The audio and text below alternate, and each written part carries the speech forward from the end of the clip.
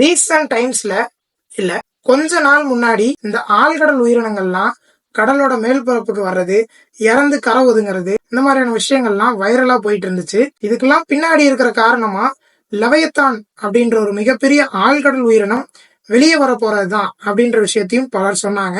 ஆனா இந்த வீடியோ லவயத்தான் உண்மையா இல்லையா அப்படின்றத பத்தி இல்ல. அப்புறம் எதுக்கு இந்த வீடியோன்னு பாத்தீங்கன்னா, ஒருவேளை லவயத்தான் உண்மையா இருந்து அது வெளியே வந்து மனிதர்களுக்கு எந்த அளவு பாதிப்பை ஏற்படுத்துமோ அந்த அளவு பாதிப்பை மனிதர்களுக்கு ஏற்படுத்திட்டு இருக்க 3 உயிரினங்களை பத்தி தான் இந்த வீடியோல பார்க்க போறோம். முதல் இடத்துல இருக்கக்கூடிய உயிரினம் கண்டிப்பா நம்மளுக்கு ஷாக்கிங்கா இருக்கலாம்.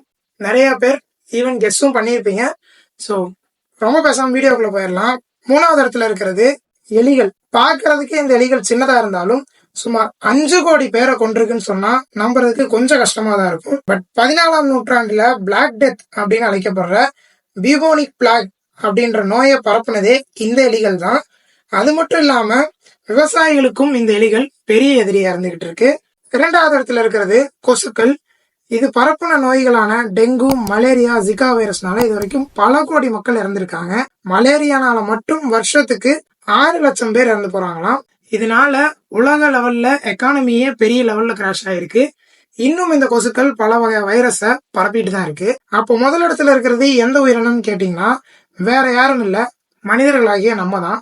எஸ், உங்களுக்கு கரெக்டா தான் கேட்டிருக்கு. மனிதர்கள் தான் பெரிய அளவிலான மனிதர்களின் அழிவுக்கு காரணமா இருந்திருக்கோம். போர், போட்டி, பொறாமன்னு பல கோடி மக்கள் மனிதர்கள்னால இருந்திருக்காங்க. அது மட்டும் இல்லாம மரங்களை வெட்டுறது, நீர்நிலைகளை அழிக்கிறது, வளங்களை சுரண்டுறதுன்னு பூமியையும் சேர்த்து அழிச்சுக்கிட்டு இருக்கோம். இந்த கண்டென்ட்டை நான் ChatGPT இருந்து எடுத்தப்ப அது ஹியூமன்ஸுக்கு கொடுத்த take the most destructive species. நம்ம எல்லாரும் சேர்ந்து நின்னாலாச்சு அட்லீஸ்ட் மற்ற உயிரினங்கள்னால வர பிரச்சனைகளையும் இயற்கை பேரிடர்கள்னால வர அழிவுகளையும் கொஞ்சமாவது சமாளிக்க முடியும். ஆனா நம்மளே ஜாதி, மதம், மொழி, நிறம்னு ஏகப்பட்ட காரணங்கள்னால பிரிஞ்சு நிக்கிறோம். பிரிஞ்சு நிக்க என்னதான் இத்தனை காரணங்கள் இருந்தாலும் நம்மளாம் மனுஷங்க அப்படின்ற ஒரு காரணம் போதாதா சேர்ந்து நிக்க?